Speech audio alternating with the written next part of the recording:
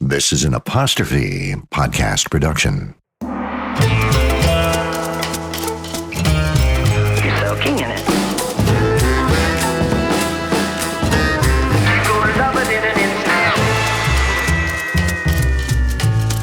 Your teeth look whiter than new.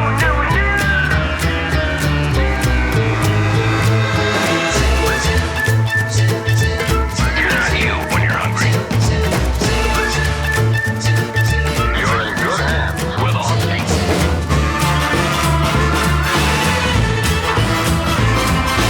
You're under the influence with Terry O'Reilly.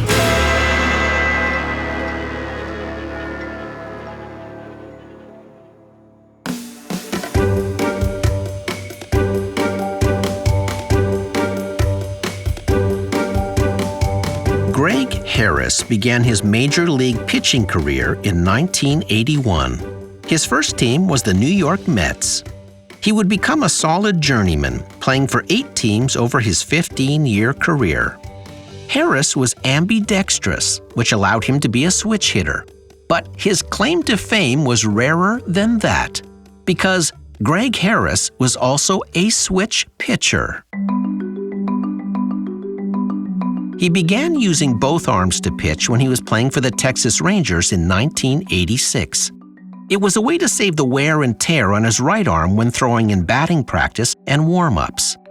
But Greg Harris had never pitched with both arms in a single game. Until September 28, 1995. He was playing for the Montreal Expos. The team was losing 9-3 against the Cincinnati Reds. Harris used a special 6-finger custom-made glove. It had 2 thumbs, so it would work on either hand. That night in Montreal, he came out as a reliever at the top of the 9th and retired the first batter with his right hand. But the crowd instantly noticed when Harris switched the glove to his right hand. They knew he was about to go into the record books for pitching with both arms in a single game. And he's going to do it. Listen to this. The fans haven't had much to cheer about tonight. They've been waiting for Greg to do it. And Harris is putting the glove on the right hand. It'll throw to Hal Morris left-handed. So he'll enter the record books tonight here in Montreal. First time in this century a pitcher has done this. The first left pitch was to a lefty batter. Harris ended up walking him. He continued throwing left to the next Reds player who also batted left. First pitch was a strike. There's the strike. And a standing O at the big O in Montreal. That batter was put out at first. For the last right-handed batter, Harris switched back to throwing with his right arm. On the first pitch, the batter hit a short bouncer right to Harris, who threw him out at first. It was a historic moment. He enters the record books. Congratulations, Greg. Harris retired the very next night. He was the first switch pitcher in modern baseball history.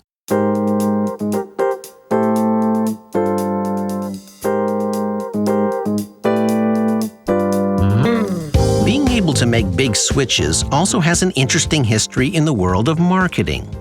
Because when well-known spokespeople suddenly switch to pitch another brand, it's a jarring moment.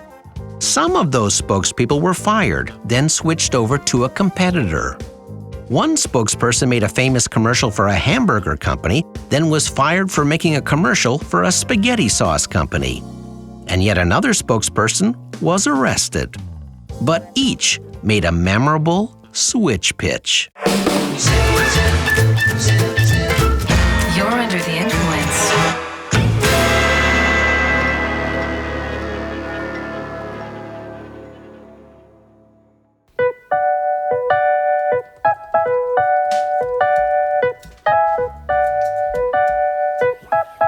If you were watching television back in January of 1984, you might remember this commercial. It certainly is a big bun. It's a very big bun. Big fluffy bun. It's a very big fluffy bun. Where's the beef?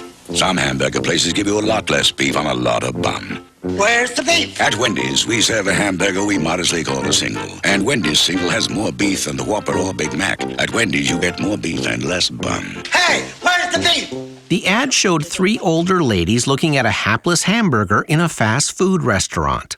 But the breakout star was the octogenarian who yelled, "Where's the beef?" Her name was Clara Peller. She was an 81-year-old retired manicurist.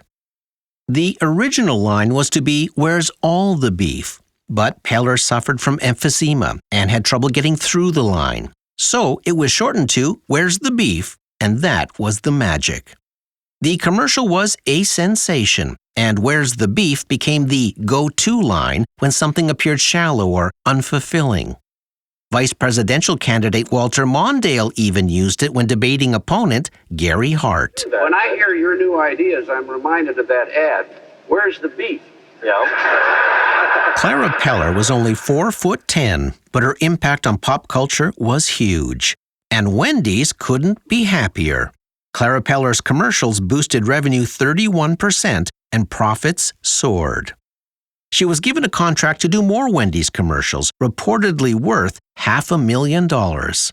The contract wasn't exclusive, so Peller was free to do other commercials, including this one for Prego. I found it. Real beef. It's in there in new Prego Plus spaghetti sauce with beef and onions. I really found it. Prego Plus with chunks of ground sirloin beef. Lots of beef. I finally found it. It's spaghetti sauce you can really sink your fork into with that homemade Prego taste. Try all 4 delicious varieties, including new Prego Plus with beef. Boy, did I find it. Even though Clara Peller never says the word beef in that commercial, she says, "I found it." And it was clear to everyone she was playing off her famous Wendy's catchphrase. It got a lot of attention for the spaghetti sauce. It also got the attention of the Wendy's folks, who were not happy, and they terminated Peller's contract. A spokesperson for Wendy's said if Peller was finding the beef at Wendy's and in another product, it diluted their campaign and made it confusing for viewers. So Clara Peller and Wendy's parted ways. The Where's the Beef campaign continued without its 81-year-old star and slowly fizzled out. Clara Peller passed away 2 years later in 1987. Gone but not forgotten. Where's the Beef was voted one of the top 10 slogans of the 20th century.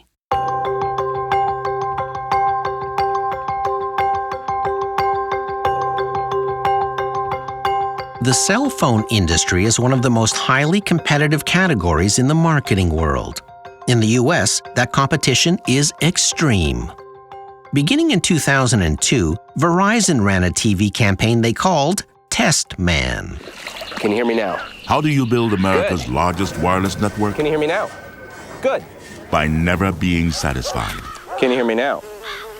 Good. Until no matter where you go, Can you hear me now? Can you hear me now? your call goes through. Can you hear me now?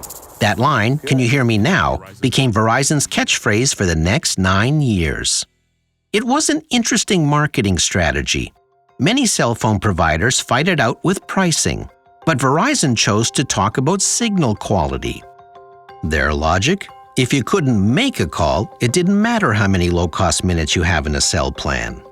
The ad campaign caught on because "Can you hear me now?" was a phrase all cell phone users could relate to. Within 24 months, Verizon grew its customer base by 10%, then another 15% the following year. Huge numbers in a brutally competitive category. For 9 years, actor Paul Marcarelli was the "Can you hear me now?" Verizon guy. He was reportedly making $250,000 per year, but the contract had stipulations. He could not do any other commercials, he had to keep his identity quiet, and he was not to discuss the campaign. Repeated exposure on a long-running national advertising campaign gave Paul Marcarelli a big dose of fame. He signed endless autographs in airports and posed for thousands of selfies. There were awkward moments of fame as well. At a wedding he attended, more people lined up for pictures with Marcarelli than they did with the bride. Then there was the funeral of Marcarelli's grandmother. As her casket was being lowered into the ground, Marcarelli heard someone in attendance whisper, "Can you hear me now?" All of which is to say, Paul Marcarelli was fully, completely, and indelibly identified as the Verizon Can You Hear Me Now guy. So it was surprising to see him show up in a Sprint commercial. After 9 years, Marcarelli's contract with Verizon ended in 2011. He was then approached by Verizon's rival Sprint to try their service. Marcarelli was impressed, so Sprint asked him to star in a TV campaign titled Paul Switched. Hey, I'm Paul, and I used to ask if you could hear me now with Verizon. Not anymore. I'm with Sprint now, because guess what? It's 2016 and every network is great. In fact, Sprint's reliability is now within 1% of Verizon. And Sprint saves you 50% on most Verizon, AT&T, and T-Mobile rates. So I switched to Sprint, and millions more have too. Can you hear that? That Sprint commercial got a lot of attention because viewers instantly understood the longtime Verizon spokesperson had switched to Sprint. In a fully saturated category like cell phones, almost all new customers have to be poached from competitors. And what better way to persuade people to switch than to get the other team's guy to switch on national television? The Sprint commercial with Marcarelli was viewed over 14 million times. The CEO at the time said that Sprint had beat both AT&T and Verizon that quarter in terms of adding new customers. It was a bold campaign for the number 4 carrier. Clearly, customers could hear Sprint now. And we'll be right back.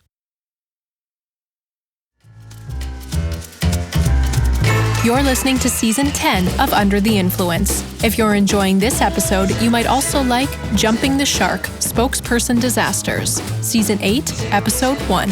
You'll find it in our archives wherever you download your pods.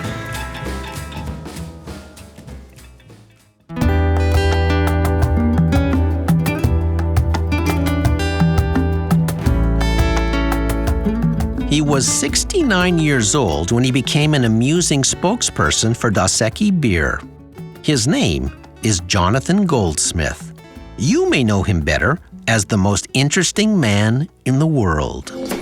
In a past life, he was himself.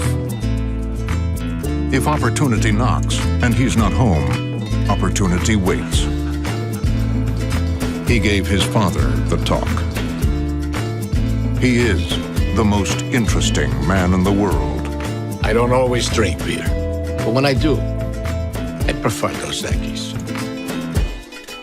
Stay thirsty, my friends. The campaign first launched in 2007.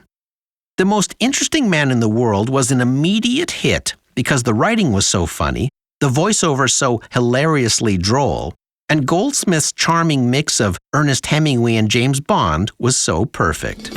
He is the life of parties he has never attended. If he were to punch you in the face, you would have to fight off the strong urge to thank him. Sharks have a week dedicated to him. He is the most interesting man in the world. Goldsmith originally landed the role after attending a cattle call audition with dozens of other actors half his age. So Goldsmith just shrugged it off, auditioned a script titled The Most Interesting Man in the World, and ad-libbed a funny line at the end saying, "And that's how I arm wrestled Fidel Castro." That made the ad agency laugh, but they were concerned about Goldsmith's age. After all, beer is mostly consumed by young drinkers. Goldsmith's agent simply said to the agency, "How can the most interesting man in the world only be 30 years old?" She had a point. The white-bearded Goldsmith got the job. The resulting Dos Equis campaign would make the small regional beer one of the fastest-growing brands in the U.S. Sales tripled. Stay thirsty, my friends. Then, in 2016, Dos Equis announced they weren't going to stay with Jonathan Goldsmith. After 9 years of success, someone at the beer company felt Goldsmith, now 77, was not only too old, he was getting more attention than the beer. A younger, most interesting man in the world was to take his place. Goldsmith was disappointed, especially since the ads had done so well for Dos Equis. The beer company shot an elaborate commercial for Goldsmith's exit. In the ad, a large crowd of people from all over the world gather to watch the most interesting man in the world leave the world. They bid him goodbye as he boards a spaceship with a one-way ticket to Mars. 9 months later, Jonathan Goldsmith showed up in another campaign for a different alcohol product. Not a beer, but a tequila. The first ad showed Goldsmith sitting in a familiar leather chair, dressed in a familiar dark suit, bookended again by two beautiful women, referencing one of his familiar Dos Equis lines. I told you, I don't always drink beer. Astral, tequila. It was a tightrope walk for Astral Tequila, but it carefully co-opted as much of the Dos Equis baggage as it could while still observing all legal trademark requirements. When spokespeople switch brands, especially if they switch to another brand in the same category, it gets a lot of attention. The media jumped on it, giving Astral Tequila a ton of free press. For a feisty brand with a limited budget, landing Goldsmith as a spokesperson was a major coup. Meanwhile, Dos Equis hit the air with their younger, most interesting man in the world. It didn't go well. The brand slumped, sales slowed, and the most interesting man in the world campaign, the campaign that won hundreds of awards and had tripled sales, became one of the least interesting campaigns in the world, and was finally shelved. But Jonathan Goldsmith seems to be doing okay. He wrote a book titled Stay Interesting. I don't always tell stories about my life, but when I do, they're true and amazing. Cheers, Jonathan.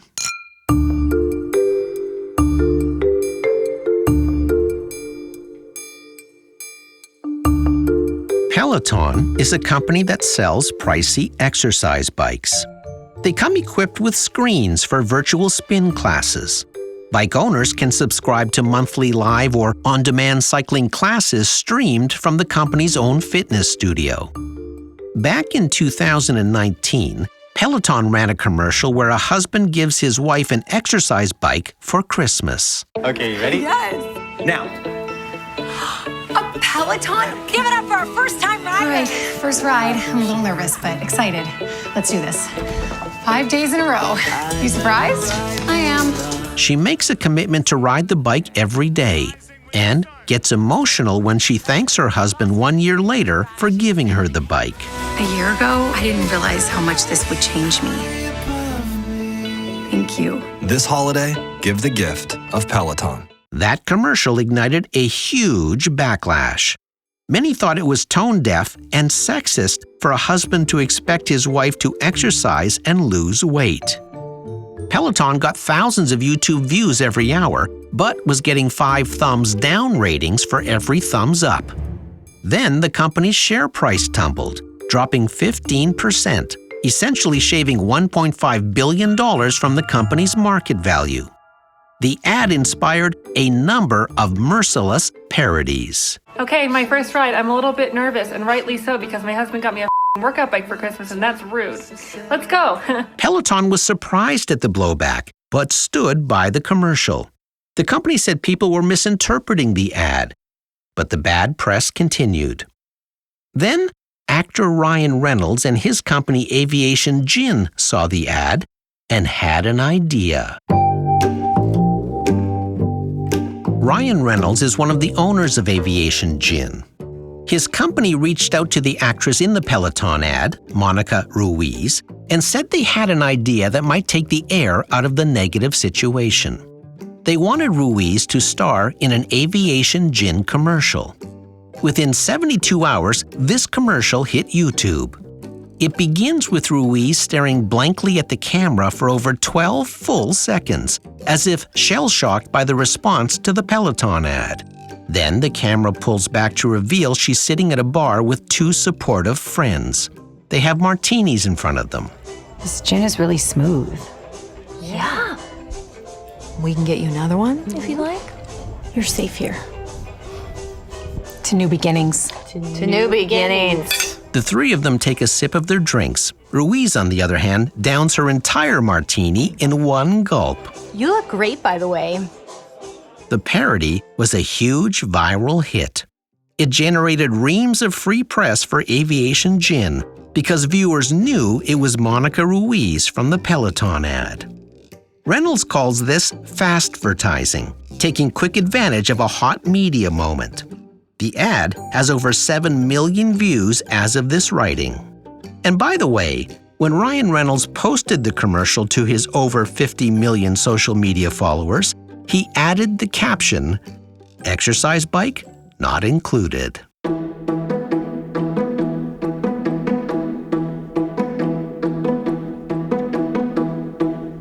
He was born Ofer Shlomi in 1964. Growing up in Brooklyn, he was mesmerized by a series of commercials in the 70s for an electronics retailer named Crazy Eddie. Hold the mistletoe, because it's a Crazy Eddie Christmas blowout blitz. Crazy Eddie's got everything you could possibly need for Christmas, and it's all on sale now. TVs, VCR, stereo systems, telephones, telephone answering machines, anything and everything in home entertainment, and lots of home appliances too. Remember, we are not undersold, we will not be undersold, we cannot be undersold, and we mean it. Ofer Shlomi changed his name to Vince Offer in the mid-1980s. At 17, he left high school to head for LA. He wanted to make short comedy films. To fund those films, Vince did live demonstrations of kitchen appliances at flea markets. He was good at it and could gather a crowd. One day, he decided to make an infomercial for one of his movies. He bought advertising time on Comedy Central from 2 a.m. to 4 a.m. and booked a few theaters to show his film. He secretly hoped a movie company would see his film and distribute it. He got no offers from Hollywood, but the infomercial sold quite a few tickets to his movie. That's when it hit him. He could make money with infomercials and wouldn't have to please anyone but himself. So he took another product he had sold successfully at flea markets, called a ShamWow, and filmed an infomercial. Here's some cola. Wine, coffee, cola, pet stains. Not only is the damage going to be on top, there's your mildew. That is going to smell. Look at this. Put on the spill, turn it over. Without even putting any pressure, 50% of the cola right there. You following me, camera guy? The ShamWow infomercial exploded. Where most infomercials were boring and dull, Vince Offer became a pop culture phenomenon. And a rich one. He bought the ShamWow cloths wholesale at 3 cloths for 50 cents, then sold them in packs of 8 for $19.95 plus shipping and handling. He shipped millions. Then came the slap chop. This tuna, looks boring. Stop having a boring tuna. Stop having a boring life. Add this tuna, put it here like this. Now you're going to have a nice tuna salad. Look at this. You're going to have an exciting life now. Vince says the secret to his infomercials was to be very vanilla with a touch of the inappropriate. You're going to love my nuts. Watch this. Almonds, walnuts. Comes with a cover, so you can do everything in the cover. All right? Or you can do it on the board, whatever you'd like. So easy. One finger. If I can do it with one finger, you guys can do it with your whole hand. Because Vince owns his own products, he could be as inappropriate as he wanted to be. Then, on February 7th, 2009, Vince got a little too inappropriate. He got into a physical altercation with an alleged prostitute in a Miami hotel room. The mugshots weren't pretty. The pair was arrested for aggravated battery, but charges were eventually dropped. Vince said he took full responsibility for the incident, then disappeared from TV screens for 3 years. When Vince Offer finally resurfaced in 2012, it was in a new infomercial for a washable lint roller called the Sticky. The commercial had the usual vanilla with more than a touch of the inappropriate. And ladies, you always wanted to stick it to your husband. Now you can. Works on all fabrics, from wool to velvet. Problem with that shedding pussy? Pick up cat hairs from clothes. But here's where it got interesting. In our other stories today, a spokesperson switched brands and raised eyebrows. But with Vince Offer, he raised eyebrows just by switching products. In the Sticky commercial, He made fun of his arrest by posing for a fake mugshot. Sticky makes you look your best, even for those unforgettable moments. He stood in front of a mugshot backdrop and held a police signboard that said, Dade County, February 7th, offer, Vince, Doc 061903. It may have been the first time in history a spokesperson referenced his arrest in a TV commercial. Only Vince Offer could leverage a questionable upside in a shticky situation.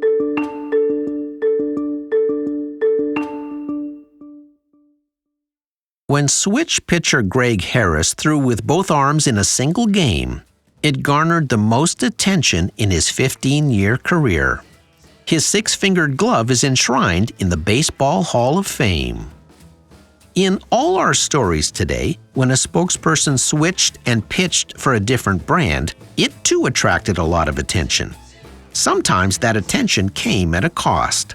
Jonathan Goldsmith lost a great gig promoting Dos Equis, but landed softly in a bottle of tequila.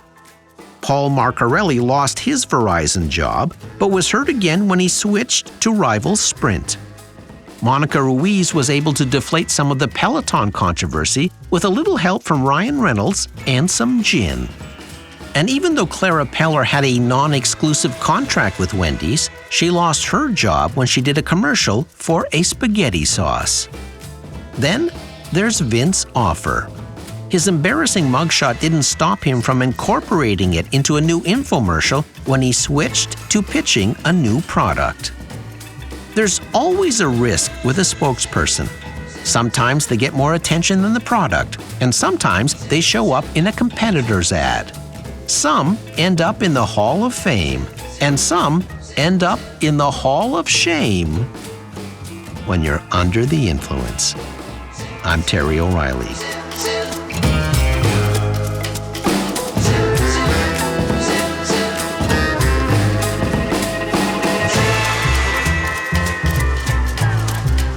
This episode was recorded in the Terrestream Mobile Recording Studio. Producer Debbie O'Reilly. Sound engineer Keith Ullman. Theme music by Ari Posner and Ian Lefevre.